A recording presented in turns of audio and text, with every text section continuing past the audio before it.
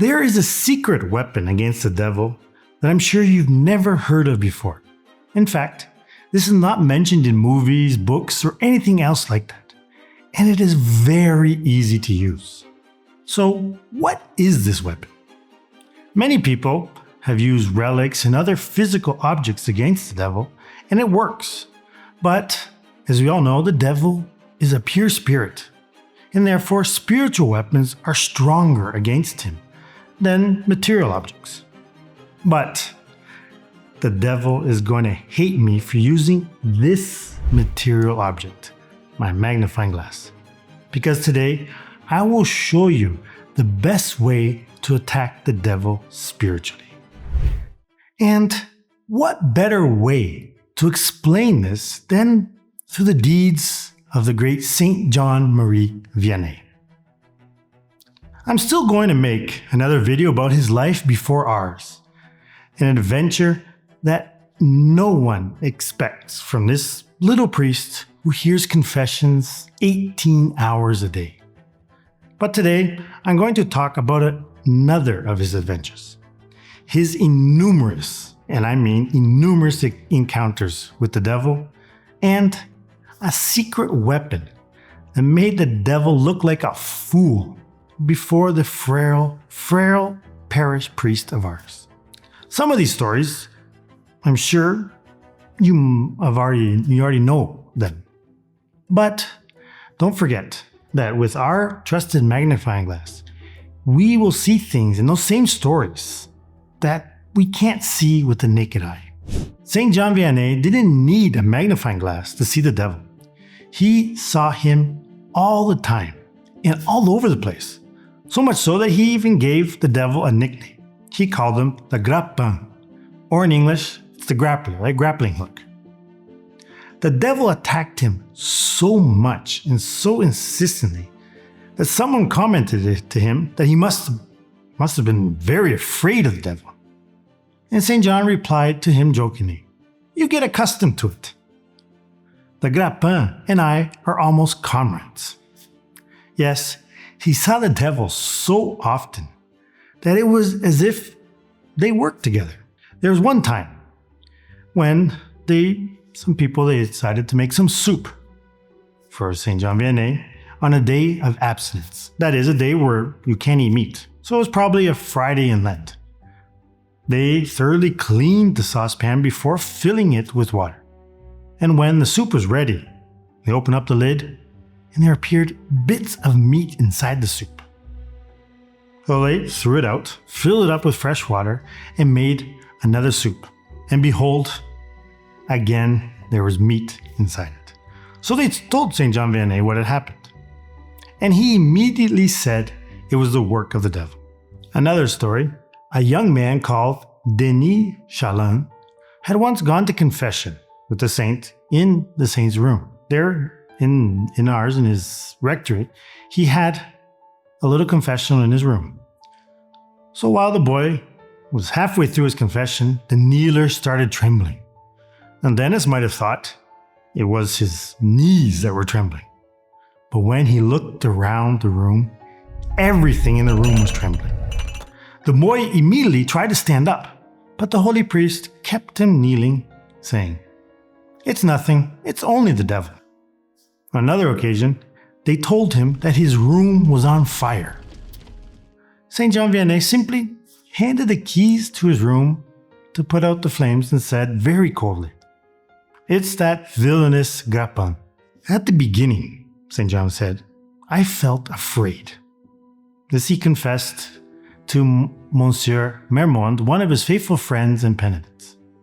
"I did not know what it was, but now I am quite happy. It is a good sign. There is always a good haul of fish the next day."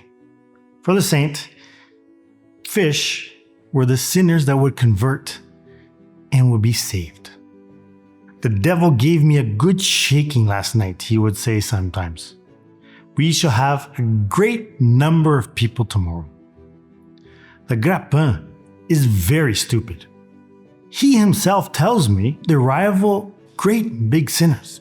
He is angry, so much the better. So here is the secret weapon that our saint used to torment the devil. It was not calling the devil stupid or nicknaming him or shouting at him. He did all of these.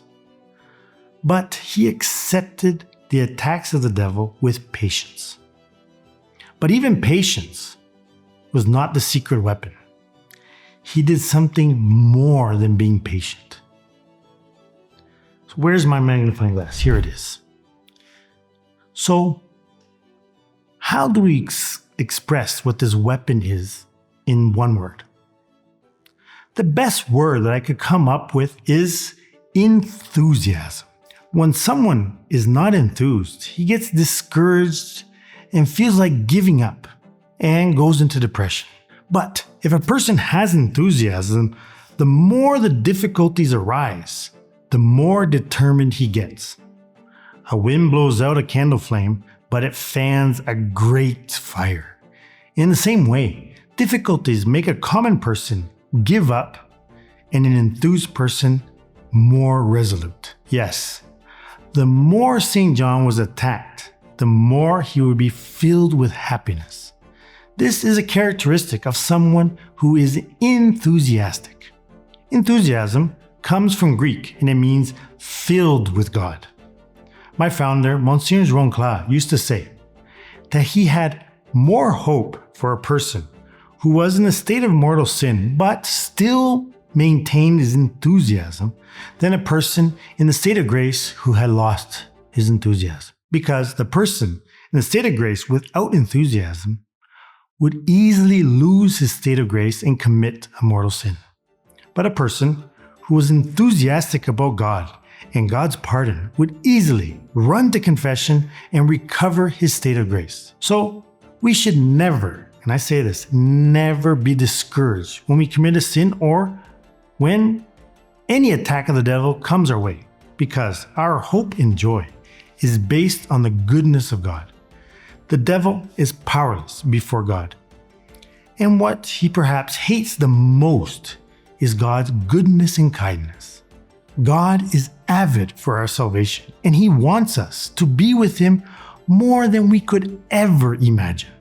So, if our enthusiasm is based on God's own enthusiasm about our salvation, then that just makes the devil feel so miserable and useless.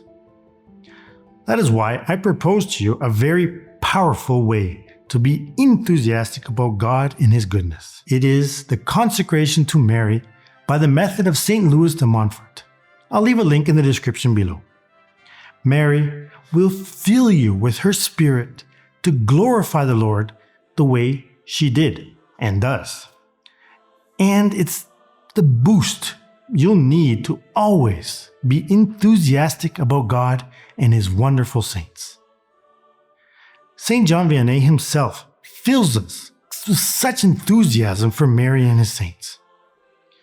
His life was a constant battle, but an enthusiastic battle. And I'll show you in my next video how he almost didn't become a priest because he was so, he was stupid. And did you know that Napoleon wanted to get him to fight in his army?